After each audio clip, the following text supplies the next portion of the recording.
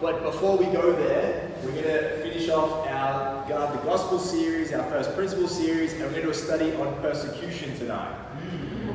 So, if you got the Bible, let's go to 2 Timothy chapter 3. And if you don't know what persecution is, or you're surprised that we're studying persecution, you're in good company. Because I've been told my whole life is, before I was a Christian, that being a Christian, it's really good, it's going to be great, it's going to enhance your life, everything's going to be better. That's what the religious world tells you. What they don't tell you is a lot of persecution comes with being a true disciple. Being a real Christian, you're going to get persecuted, you're going to get some pushback, and people aren't going to agree with the life you're living, not like what the religious world will tell you. And this whole study is on about the persecution we're going to receive as a church. This is a specific study I don't do with everyone. I do it with people who come from a background where they're receiving a lot of backlash for potentially becoming a disciple. So this is a study I don't do all the time. It is a study I did with Source recently, and it was very helpful for him because there was a lot of pushback as far as his decision on becoming a Christian. Now, let's start in 2 Timothy chapter 3, verse 10. And I do have a form, and I'll send it out to people in the future. But I wasn't as organized as I wish I was. So in verse 10 of 2 Timothy chapter 3, it says this, and Paul's writing to Timothy. And he says, "You, however, know all about my teaching, my way of life, my purpose, my faith, my patience, love, endurance, persecutions, sufferings, and what kinds of things happened to me in Antioch, Iconium, and Lystra. The persecutions I endured, yet the Lord rescued me from all of them." And this is the verse we want to focus on. In verse 12 it says, "In fact, everyone who wants to live a godly life in Christ Jesus will be persecuted." So the Bible right here, Paul's writing to Timothy, and he says, "Hey, you know me, Timothy. You know what happened in my life. I was this kind of an example, and part of the example I set is I got persecuted very, very heavily." And Timothy's probably getting a lot of pushback at this time, and probably feeling a bit sorry for himself, and Paul's like, why are you doing this? You know that you're going to get persecuted as a Christian. In fact, let me solidify that point for you. If you want to be, and you want to live a godly life, you will be persecuted. So it shouldn't be a surprise for us when people don't agree with the decision to become a Christian. It shouldn't be a real shock that we're getting persecuted for living out the Bible. But this does leave a question for all of us, is if we're not getting persecuted, if we haven't received persecution, you've got to ask yourself the question, do I want to live a godly life? Because in this passage it doesn't say you might get persecuted, it says you will. And as a church, as a congregation, we've received persecution, but we should be receiving it as an individual as well. I know there's plenty of times in my life where I've received persecution, and the times when I don't, the problem is, in my heart of hearts, I don't actually want to live out that righteous life. Because you're only going to get persecuted for righteousness, you're not going to get persecuted for non-righteous reasons. So that's a good introduction into persecution. And now what we're going to look at is Jesus' life and the apostles' life and the ways in which they got persecuted. So let's go to Mark chapter 3. Mark chapter 3, and we're going to look at Jesus' life and his persecution. A good opening question to this passage in Mark chapter 3 is, hey, how supportive do you think Jesus' family was of his decision to go into the ministry and to start a movement? Because most people, myself included, thought, yeah, they're super supportive, right? Like his family really backed him when it came to living out Christianity and showing people what righteousness really looks like. Let's read in verse 20. And if you can see the title above that, if you got an NIV, it says, "Jesus accused by his family and by the teachers of the law." It says, "Then Jesus entered a house, and again a crowd gathered, So he and his disciples were not even able to eat. When his family heard about this, they went to take charge of him, and they said, "He is out of his mind." Verse 22, and the teachers of the law who came down from Jerusalem said, "He is possessed by Beelzebub, and by the prince of demons, he is driving out demons." This is Jesus' mother right there. And if you know much about Christianity, how was Jesus conceived? Miraculously. And who birthed him? His mother. So if there was ever a person to actually believe in Jesus, surely it would have been his mother. Like, she had already experienced a miracle from God. She had already been told, he's the Emmanuel, he's the Messiah, he's going to save the world. And yet even she struggled with the things that he was doing at that moment. And the reason she was struggling is because many times we find safety in numbers. And what I mean by that is there's a lot of people at this moment who are saying all sorts of things about Jesus. They're calling him all sorts of different names. They're saying right there, he's out of his mind.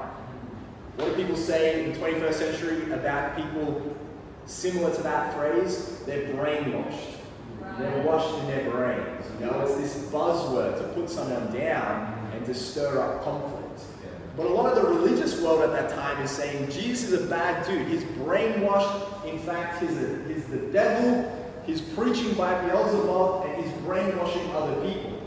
And then his family comes along and thinks, oh my goodness, if these teachers of the law and the Pharisees are saying this, it must be true. And you've got to realize in your own life, even when it comes to popular opinion or safety in numbers, when you look at Google reviews and you look at a restaurant that you've never been to before in your life, you make an opinion based on what the majority is saying. So if the majority is saying this restaurant sucks, don't go there, you're probably not going to go there. But if the restaurant says it's really great, you should go there, and they get 4.5 stars, you're probably like, yeah, let me try that out. It's the same thing going on in Jesus' family's life, that there's safety in numbers. Let's jump down to verse 30.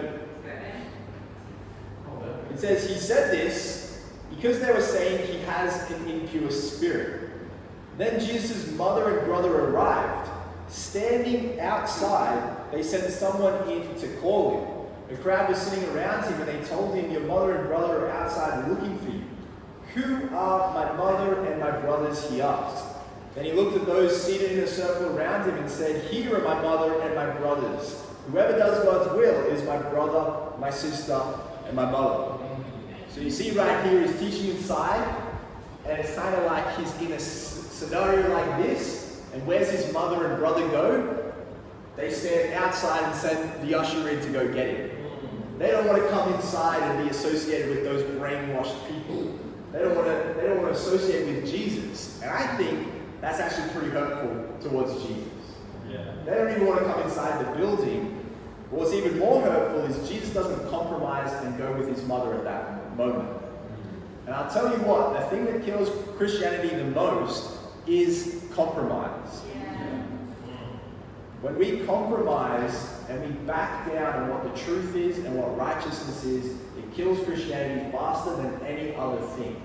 And Jesus says something that I do believe was very hurtful towards his mother, which is, who is my mother? Who is this woman you're talking about? And he says, the people in this room are my family. These are the people that I love, the people who want to do God's will. When you're studying the Bible with someone, you've got to make it clear, hey, we are your family, and if your family's pulling you away and saying, don't go inside that building, don't get brainwashed, you've got to not compromise. Compromise is what's going to kill your faith in the end. But there's good news for Jesus' family. Let's go to Acts chapter 1, and let's see what happens to his mom. Because you don't want to just say, hey, stuff your family, get rid of them, get brainwashed. No, don't say those things. There's actually a lot of hope. If you hold to your convictions and you stand up for the truth, very often your family follows. Let's read verse 12. Then the apostles returned to Jerusalem from the hill called the Mount of Olives, a Sabbath day's walk from the city. Verse 13. When they arrived, they went upstairs to the room where they were sitting. Those present were Peter, John, James, Andrew, Philip, Thomas, Bartholomew, Matthew, James, son of Alphaeus, Simon the Zealot, and Judas, son of James. They all joined together constantly in prayer, and along with the women and Mary, the mother of Jesus, and his brothers. So what happens in the end? Because Jesus doesn't compromise, his mother and his brothers get converted. Jesus dies, and many of the disciples leave. They give up. They quit Christianity at that moment. There's only 120 people who are faithful, and a part of those 120 is his family. They got deep conviction about Christianity, about living out the truth, because he didn't compromise. And this is where you have to ask your friend, hey, are you willing to be uncompromising when it comes to the truth? Because if you do that, I'm not going to guarantee that your family's going to get won over, but I know for sure they won't if you compromise. And this should give us hope right there, because what happens to Jesus' family in the end is James writes the book of James and then starts leading the church in Jerusalem. So he doesn't just become a Christian, he becomes an evangelist and really goes after it, and he finally dies for his faith later. Let's look at more persecution that Jesus received in his ministry. Let's go to John chapter 7.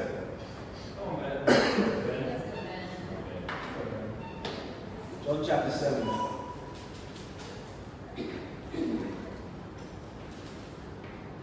We're going to look at verse 12 and 13. It says, among the crowds, there was widespread whispering about him. Some said, he's a good man. Others replied, no, he deceives the people. But no one would say anything publicly about him for fear of the leaders. What often happens with persecution as far as being a Christian is Christianity is quite polarizing in and of itself, but radical Christianity and discipleship is even more polarizing. And people generally will love it or they're going to hate it. And what happens in Jesus' example, in this part in the Bible, it says there's a lot of whispering about him. There's a lot of people saying things all around him, but not to him. And it's widespread. And many of the persecutions we receive is whisperings, not said to our face, but said around us. So an example would be on Facebook or the internet. There's all sorts of whispering and things said about us, but not to us. Even when we got banned from the cafe, I wasn't told directly. I was told through someone to tell me that we're banned. And the reality is, what happens in the first century happens in the 21st century. The persecution we get is similar, and the whispering comes. Let's go to John chapter 10.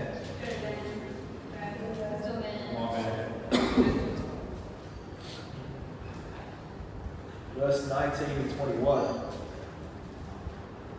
The Jews who heard these words were again divided.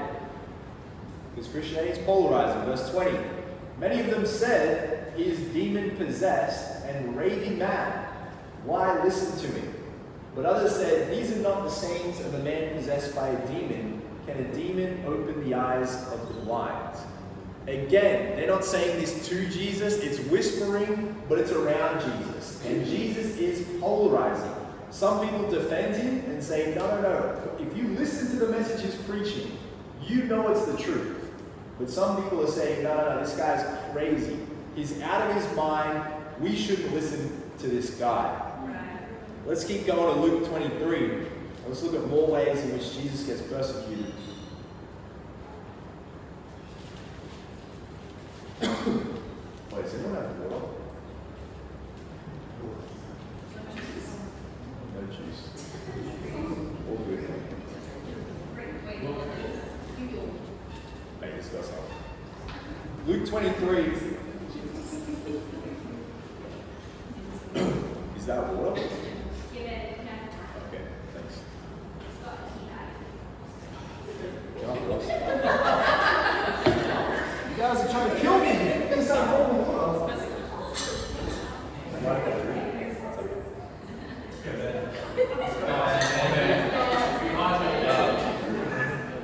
Just cough. He's just by a demon right now. Verse 1 says, Then the whole assembly arose and led him off to Pilate.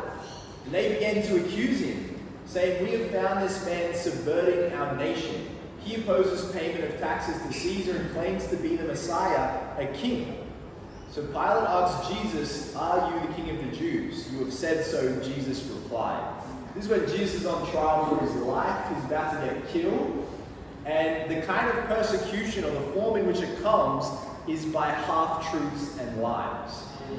So if you know anything about Jesus, the two lies right here is he opposes taxes to Caesar, and he claims to be a king subverting the nation.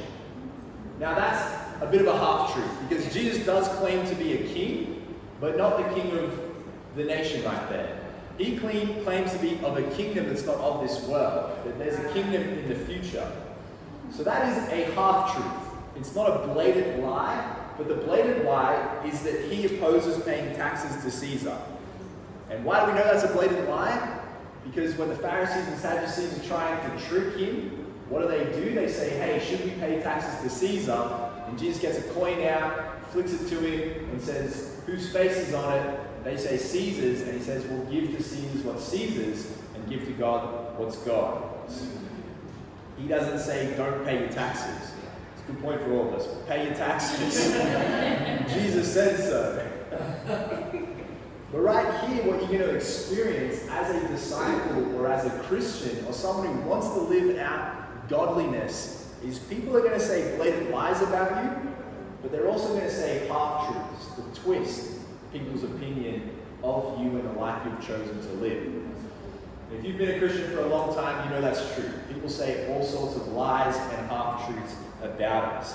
And if this is Jesus' life, and this is what he goes through, we go expect to go through the same thing as well. That's the persecution you see with Jesus. There's more. You can look at John 9, it's a good example. But let's look at the first century church and the persecution they go through. So let's go to Acts chapter 5.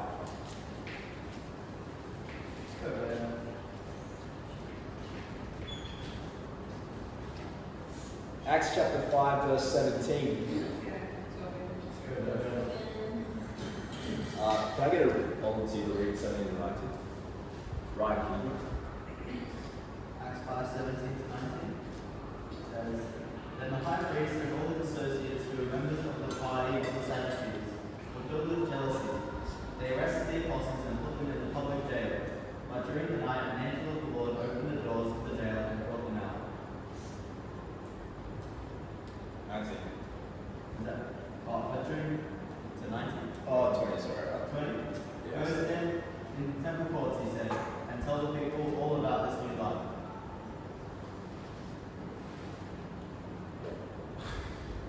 We're not in the right place. 17 to 19, you just read that? Acts 5. Okay.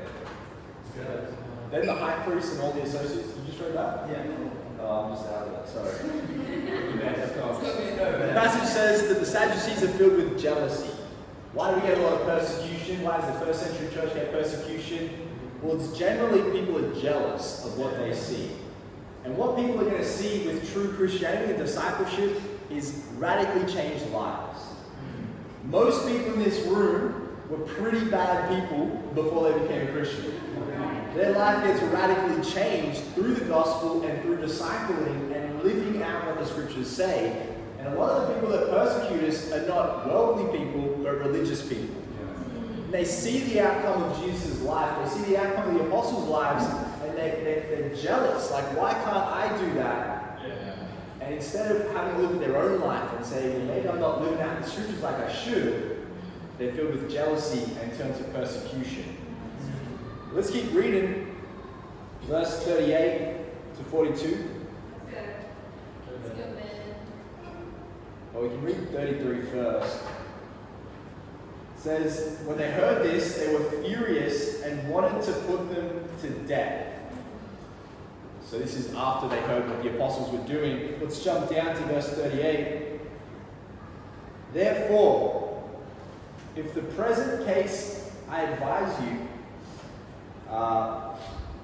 leave these men alone. Let them go, for if their purpose or activity is of human origin, it will fail. But if it is from God, you will not be able to stop these men. You will only find yourselves fighting against God. His speech persuaded them. They called the apostles in and had them flogged.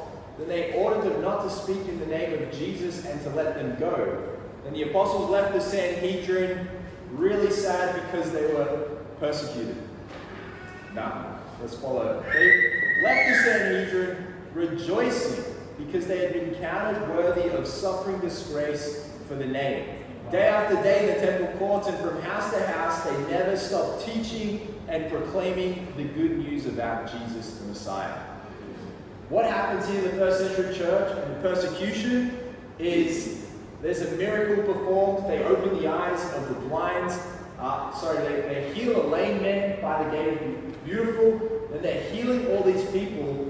And this jealousy from the religious world gets the apostles brought before the Sanhedrin, which is a big group of men who are religious. And they're not happy with what's going on. And they decide to have a vote about what to do with these men.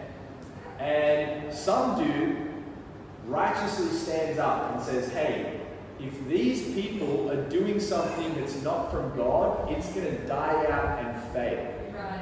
But if what they're doing truly is from God, it's going to succeed. And that persuades the Sanhedrin to let these guys go. But they don't just let them go, they let them go with a flogging on the way out. So flogging is beating someone and whipping them and really leaving some horrible marks on them.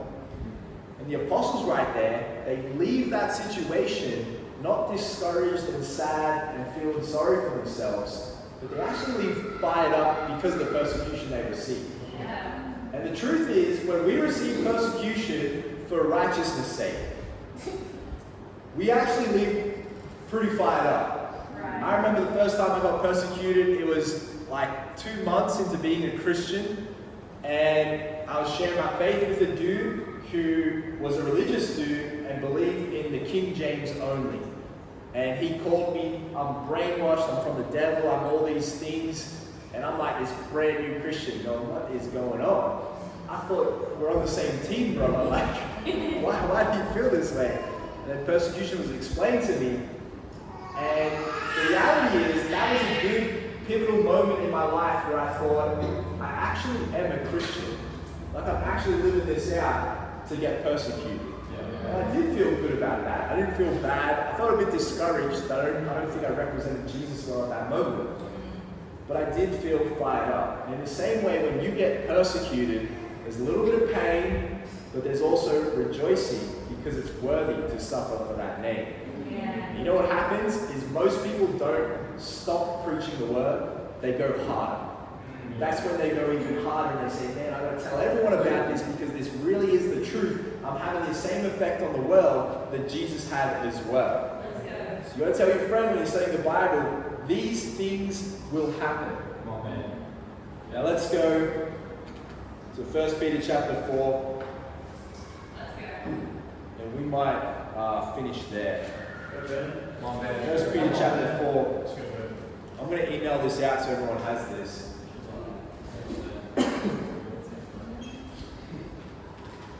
Verse 1 to 5. Therefore, since Christ suffered in his body, arm yourself also with the same attitude, because whoever suffers in the body is done with sin. As a result, they do not live the rest of their earthly lives for evil human desires, but rather for the will of God.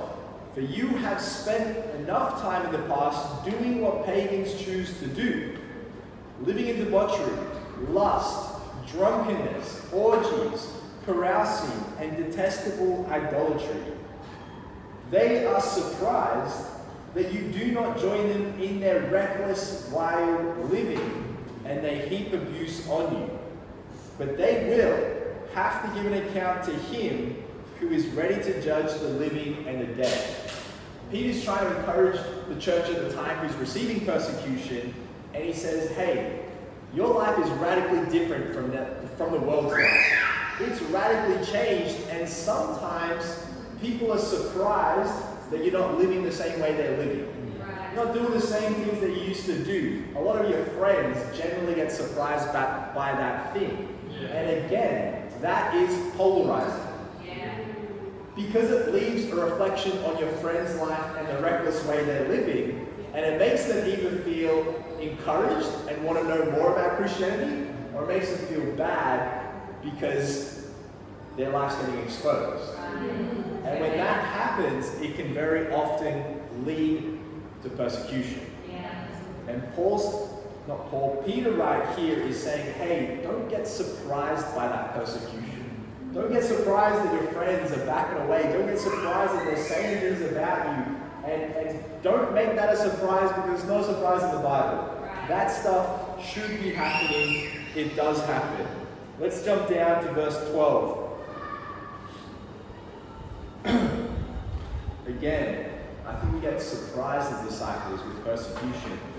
Dear friends, do not be surprised at the fiery ordeal that has come on you to test you, as though something strange were happening to you.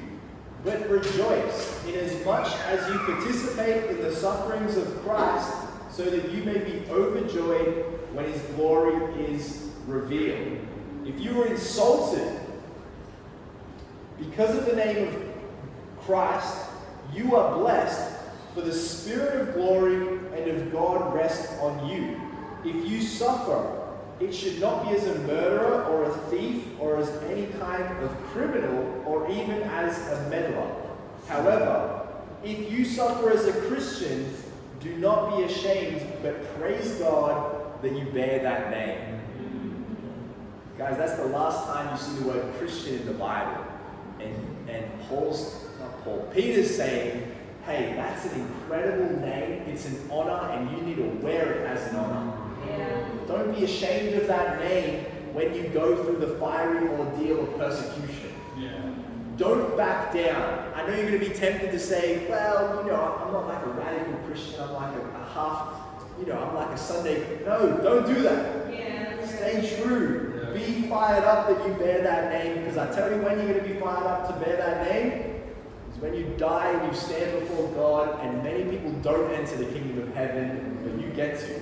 Yeah. You're not going to be ashamed at that moment. You're going to be fired up. You're going to say, please, Jesus, let me in. You're going to say, yes, the name Christian is bared on me. Yeah. But again, people are surprised by this, and they think it's strange that persecution's coming, and you've got to explain, no, this is not strange, it's normal. I tell you what's really strange is if you never get persecuted. Yeah. That's the strange thing, not the people who do. And at that moment, I generally finish with a prayer, and we talk about a plan forward when it comes to the specific persecution that your friend might receive. Amen. That's the lesson. Let's have a great time of fellowship.